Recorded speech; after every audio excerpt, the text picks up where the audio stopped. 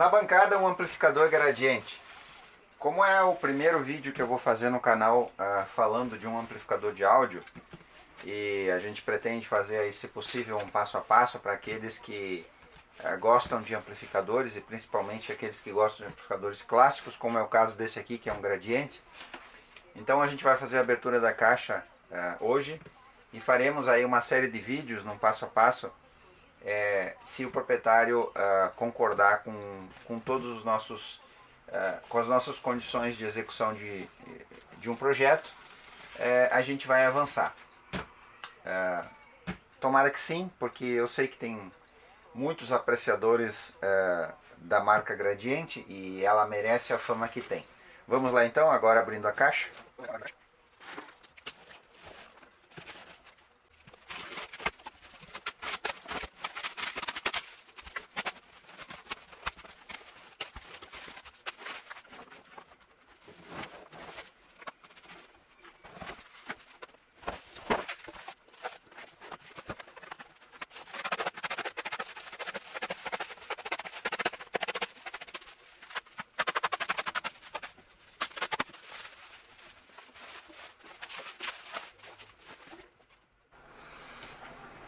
Bom, nós vamos começar fazendo uma análise visual da situação desse exemplar, e também vamos falar um pouco sobre cada função dele, algumas informações de época, da impressão que se teve quando se foi lançado esse amplificador pelo mercado, lá em 1972.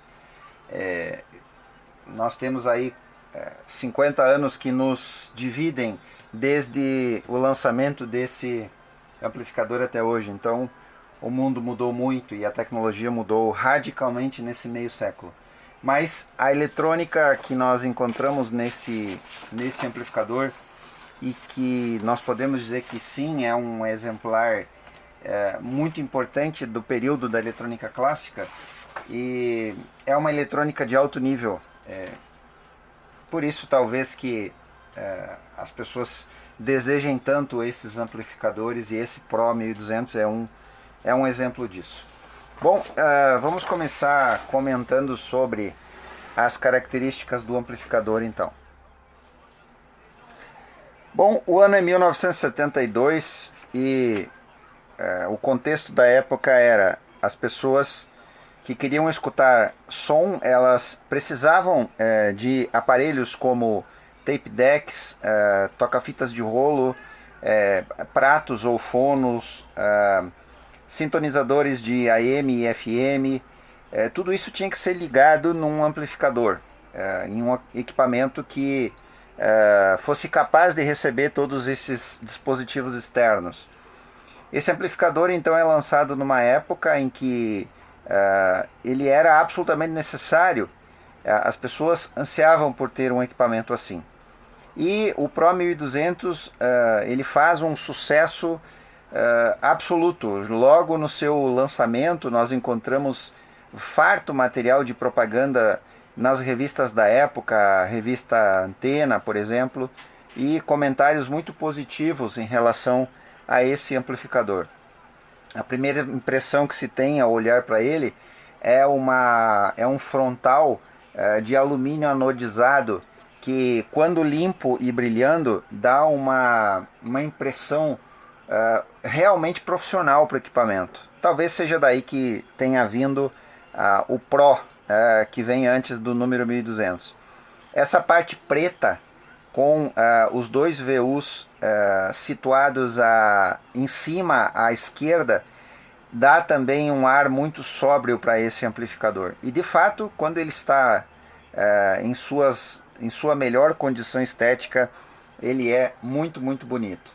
Esse amplificador é situado na faixa de amplificadores de média potência. Ele entrega 40 watts RMS por canal, e realmente ele entrega. A gente encontra fóruns e encontra documentação que dá conta de que testes foram feitos em laboratórios com este amplificador, e ele realmente entrega essa potência, e com uma característica muito interessante, que ele entrega a potência e ele não ceifa a senoide, ou seja, ele não distorce, né? Ele é um amplificador de baixa distorção harmônica, e ele foi projetado para trabalhar entregando a sua potência sem ceifar a senoide, inclusive por um tempo considerável. E por que isso? Vamos lembrar que nós estamos nos anos 70 e é uma época em que se faziam festas, era muito comum, em cada região do país se chamava de um jeito. No interior do Rio Grande do Sul, por exemplo, se chamava de boates, né, ou bailes, enfim, são espaços onde as pessoas gostam de curtir um som com volume geralmente muito alto, com caixas grandes, mas que não distorçam o som, não, que não aconteça a distorção que a gente conhece por THD. Né? Então, esse modelo especificamente, o Pro 1200, se notabilizou por isso. Ele entrega a potência e ele não distorce então o áudio. Né? Bom, o que mais podemos dizer? Eu não disse 40 watts por canal RMS, é o que ele entrega, baixíssima distorção harmônica, ou baixa THD. Depois, se nós avançarmos nesse projeto, nós vamos comentar sobre isso e vamos nos aprofundar nas características técnicas desse amplificador. Hoje é só uma apresentação para que aqueles que amam áudio, nós podemos chamar audiófilos, né? Possam se deleitar aí com esse equipamento, se ainda não o conhecem. Esse amplificador foi projetado para uso doméstico, né? Mas ele também se mostrou muito eficiente para o uso semi-profissional. Né? Então, a pessoa que tinha um amplificador desses, tanto ela podia usar na sala da sua casa para escutar as suas músicas preferidas, como poderia colocar num ambiente maior, com caixas maiores, até 4 caixas. Então, depois a gente vai falar sobre o modo aqui quadrifônico, ou quad, que ele tem, que não é exatamente um quadrifônico, mas a gente pode comentar sobre isso. Uma coisa interessante é que existe um documento de época, um documento de 1975, em que a Gradiente enviou a ficha técnica com todos os testes que foram feitos em laboratório nesse amplificador. Não se tem a informação correta se a Gradiente fazia o teste em todos os amplificadores, em todos os exemplares que saíam da linha de produção, ou se ela fazia a amostragem. Essa informação infelizmente se perdeu no tempo. Mas é muito provável que pela característica, pelo padrão desse amplificador, a Gradiente fazia o teste em todas as unidades que saíam nas linhas de produção. Né? Interessante que essa ficha então ela traz todos os dados do amplificador, inclusive as curvas de resposta para compensação de entrada fono, o que a gente pode chamar de RIAA. Né? Controles de tonalidades, controles de graves e agudos, enfim, todos os filtros que ele aplica, tudo isso tem na ficha de serviço. Vamos agora à apresentação propriamente dita das características desse amplificador. Tem uma peculiaridade interessante da época, né? Isso, como já falei várias vezes, início dos anos 1970, que é o fato do amplificador mesclar palavras em inglês e português. Então, por exemplo, ele tem aqui volume e ele tem aqui já a abreviatura de bass e treble, grave e agudo. Né? Então, por que a Gradiente não escreveu aqui grave e aqui agudo? Aqui está escrito selector, né? Está em inglês. Então eu localizei alguns textos antigos na internet em que haviam discussões aí quanto a isso, né? Havia uma linha de pensamento dos audiófilos da época que para demonstrar o poder de um equipamento, o seu nível, não era necessário se utilizar palavras em inglês, podia muito bem utilizar tudo em português aqui. Mas isso é só uma peculiaridade da época, não muda em nada e nem é um mérito ou demérito para esse equipamento. Há um detalhe que confere uma beleza muito legal para esse aparelho, que são os dois VUs que ficam aqui, como eu falei antes, né, que são do canal L e do canal R. ah, e esses VUs, então, eles são os medidores, são medidores de nível de saída, né? E eles têm uma escala aqui de -20 a +3 dB, né? Sendo que quando está no zero, o amplificador está entregando a sua máxima potência, os 40 watts RMS, né? Isso é uma coisa que vale a pena a gente comentar, como são bonitos esses VUs quando o amplificador está ligado, né? Ao lado aqui dos VUs, a gente encontra 5 pilotos que são na cor azul escura. Só que são lâmpadas, não são LEDs, né?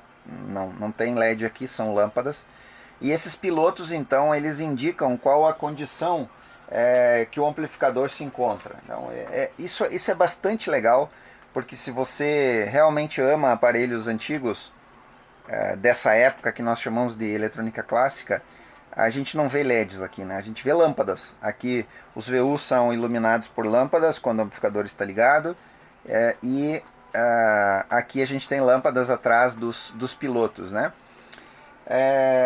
O primeiro piloto, então, que é o ON, ele vai indicar que o amplificador está ligado, está alimentado. Então, o amplificador ligado, ele vai sempre estar aceso. O segundo piloto é o que vai para a entrada auxiliar, que indica que a chave seletora que fica aqui do lado, ela está então na posição auxiliar. O terceiro, a chave seletora na posição FM, o quarto, a chave seletora na posição fono, e o quinto, a chave seletora na posição mic. Daqui a pouco a gente vai falar um pouco sobre cada entrada dessas, quais as características, quando nós virarmos lá e olharmos a parte de trás do amplificador, vamos olhar qual a característica de cada entrada dessa aqui mais no detalhe, né? Eu encontrei também alguns comentários que dão conta de que houve críticas na época em relação a esses pilotos, porque eles são de um azul escuro e conforme o ambiente que o amplificador está, fica um pouco difícil de distinguir em qual das posições o amplificador está setado.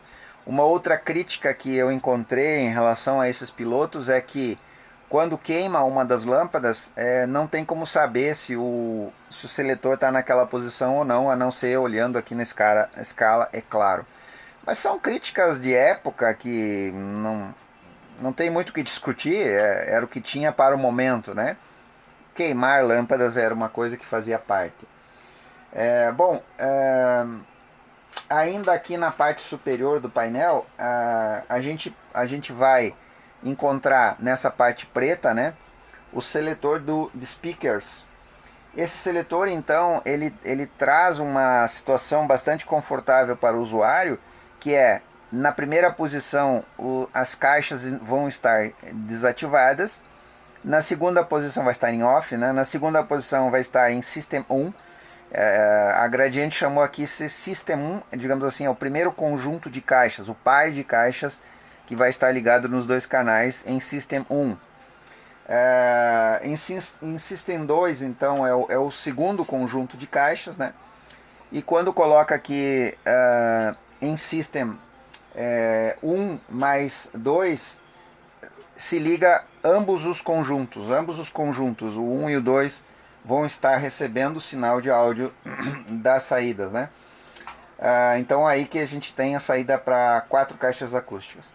Aqui na última posição, que eu falei de quad, né, que seria um sistema quadrifônico, não é exatamente um sistema quadrifônico, ele seria um quadrifônico sintético. E isso aqui depois a gente pode comentar ao longo desse projeto, por que a gente não chama isso aqui diretamente de quadrifônico, né? Bom, seguindo então, a gente tem agora o conjunto de interruptores que estão esteticamente muito bem colocados, todos alinhados aqui na parte de baixo. E o primeiro então é a chave power, que vai ligar o equipamento, vai indicar aqui na chave on, né? O segundo é uma chave, uma função interessante para a época, que é o null, ou a gente poderia chamar de nulo, né? O que é isso? Ele serve para obter o máximo de equilíbrio ou equilíbrio exato entre os dois canais, que a gente pode chamar de balance também, né? O que é isso? Então o usuário baixa a chave null, coloca as duas chaves na posição, as chaves de mono e estéreo nas duas, coloca na posição mono, né?